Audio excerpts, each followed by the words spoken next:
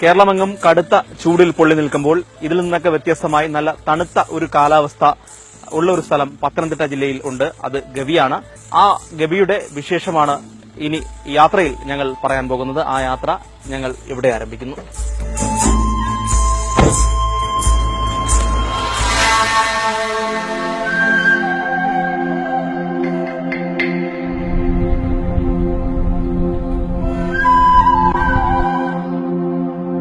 ഞാനിപ്പോൾ ഉള്ളത് ആങ്ങമൊഴി റേഞ്ച് ഓഫീസിലാണ്. ഗവിയിലേക്ക് പോകുമ്പോൾ ഇവിടെ നിന്നാണ് ടിക്കറ്റുകൾ ശേഖരിക്കേണ്ടത്.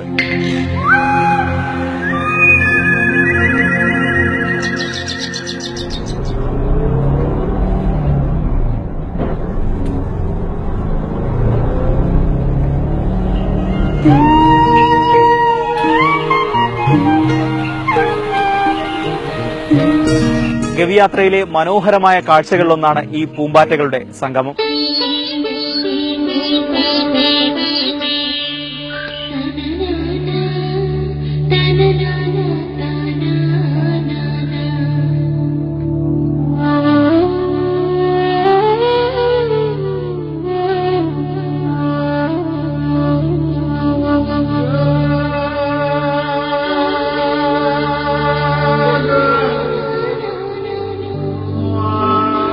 മൂഴിയാർ പവർ ഹൌസിലേക്കുള്ള പെൻസ്റ്റോക്ക് പൈപ്പുകളാണ് ഈ കാണുന്നത്.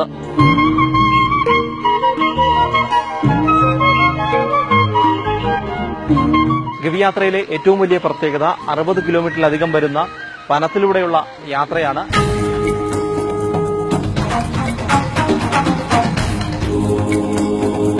വനത്തിൽ നിന്നും മലഞ്ചരക്ക് ശേഖരിച്ചു വരുന്ന മനോഹരൻ ചേട്ടൻ നമുക്ക് പോകുന്നുണ്ട്.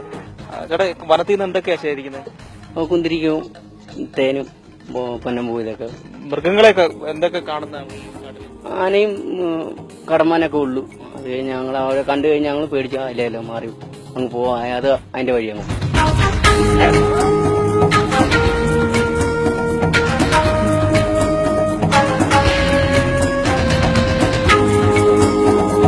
ചെറുതും വലുതുമായ 5 ഡാമുകളാണ് ഗവിയിലുള്ളത്.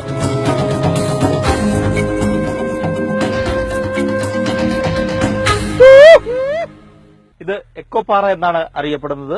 കക്കി ഡാമിന് സമീപത്തായിട്ടാണ് ഈ പാറയുള്ളത്. കക്കി ഡാം നിർമ്മിക്കുന്നതിന് വേണ്ടി പൊട്ടിച്ചതാണ് ഈ പാറ.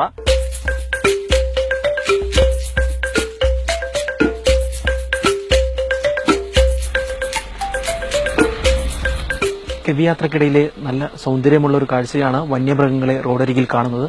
ഒരു കേഴയാണ് നമ്മൾ ആ കാണുന്നത്.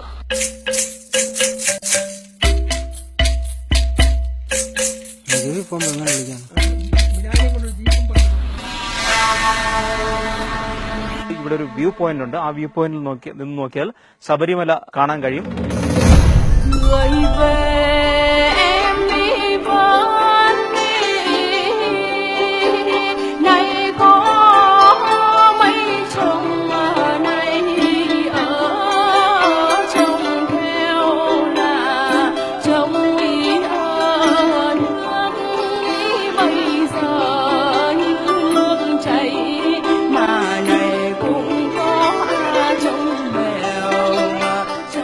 വനത്തിലൂടെ കിലോമീറ്ററോളം യാത്ര, നല്ല തണുത്ത കാലാവസ്ഥ, അതുതന്നെയാണ് ഗവിയുടെ പ്രത്യേകത.